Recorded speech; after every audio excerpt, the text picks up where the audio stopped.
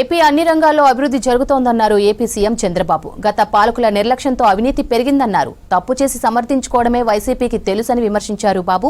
శ్రీవారి లడ్డూలో కల్తీ నెయ్యి వ్యవహారంలో చేసిన తప్పును ఒప్పుకోకపోగా అసలేం జరగలేదన్నట్లుగా వ్యవహరిస్తోందని మండిపడ్డారు మంత్రులు. మరోవైపు రాష్ట్రంలో లడ్డూ అంశం తప్ప మరే సమస్యలు లేవా అని ప్రశ్నించారు వైసీపీ నేతలు.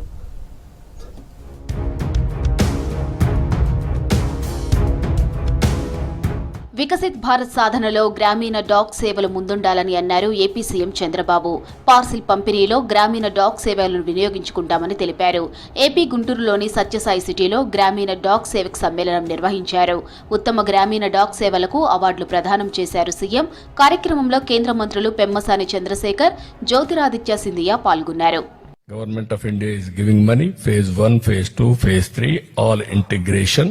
My request to all of you, now India is moving very fast. All of us has to understand this.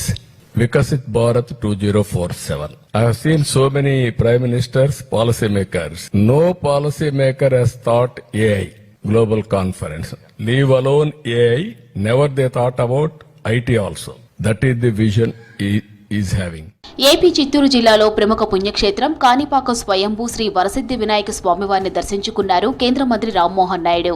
దేవాలయాన్ని కేంద్ర స్కీమ్ కింద నమోదు చేసి అభివృద్ధి చేసేందుకు కృషి చేస్తానన్నారు కేంద్ర మంత్రి రామ్మోహన్ నాయుడు. సో భవిష్యత్తులో మరింత ఇక్కడ అభివృద్ధి చేసే అవకాశాలున్నాయి. చేయాల్సినటువంటి బాధ్యత కూడా ఈరోజు కూటమి ప్రభుత్వం మీద ఉంది. స్థానిక శాసనసభ్యులు కూడా ప్రసాద్ స్కీమ్ కేంద్రం నుంచి ఏదైతే ఆలయాలకి పర్యాటక కేంద్రాలకి ప్రసాద్ స్కీమ్ ఉందో దానికి సంబంధించి ఈ యొక్క ఆలయం కూడా అందులో పెట్టి అభివృద్ధి చేయాలని వారు కూడా కోరడం జరిగింది. తప్పకుండా నా వంతుగా ప్రయత్నం కూడా చేస్తాం. శ్రీవారి ప్రతిష్టను దెబ్బతీసేందుకు జగన్ కుట్ర చేస్తున్నారని ఫైర్ అయ్యారు మంత్రి నిమ్మల రామానాయుడు. రసాయనాల మిశ్రమంతో లడ్డూలు తయారు చేశారని ఆరోపించారు. శ్రీవారి పటాలను ప్లక్కార్డుల రూపంలో మండలిలో ప్రదర్శించడం దారుణమన్నారు మంత్రి నిమ్మల.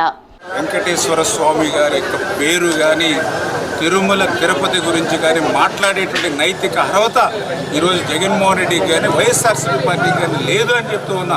మొన్న సిబిఐ ఛార్జ్షీట్ సాక్షాత్తు అత్యంత పవిత్రమైనటువంటి ప్రసాదం లడ్డూలో నెయ్యి అనేదే లేదు, అది రసాయనాల మిశ్రమం అని చెప్పిన తర్వాత కూడా ఈ యొక్క జగన్మోహన్ రెడ్డి ఏ ముఖం పెట్టుకుని ఈవేళ వెంకటేశ్వర స్వామి గురించి మాట్లాడతారని చెప్పి ఈవేళ ప్రశ్నిస్తూ ఉన్నా. ఏపీ పోలీసు వ్యవస్థలో ప్రజలకు రక్షణ లేదని ఆరోపించారు మాజీ మంత్రి వైసీపీ నేత అంబటి రాంబాబు. తన ఇల్లు, ఆఫీస్పై టీడీపీ గుండాలు దాడి చేస్తే పోలీసులు ప్రేక్షక పాత్ర వహించారని మండిపడ్డారు.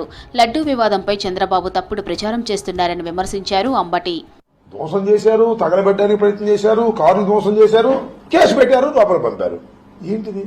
ఇలాంటి దురదృష్టకరమైనటువంటి పరిస్థితులు రాష్ట్రంలో ఉండటం శ్రేయస్కరం కాదు అనేది నేను మాట్లాడటం కాదు.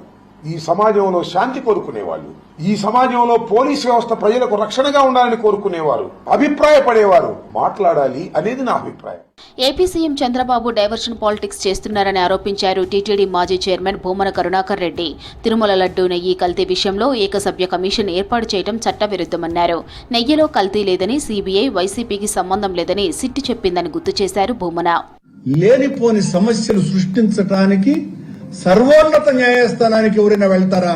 సుప్రీంకోర్టు పర్యవేక్షణలో ఉన్నటువంటి సిబిఐ సిట్ అందులో ఏ రకమైనటువంటి ఆవు కొవ్వు పంది కొవ్వు లేదు అని తేల్చినారు.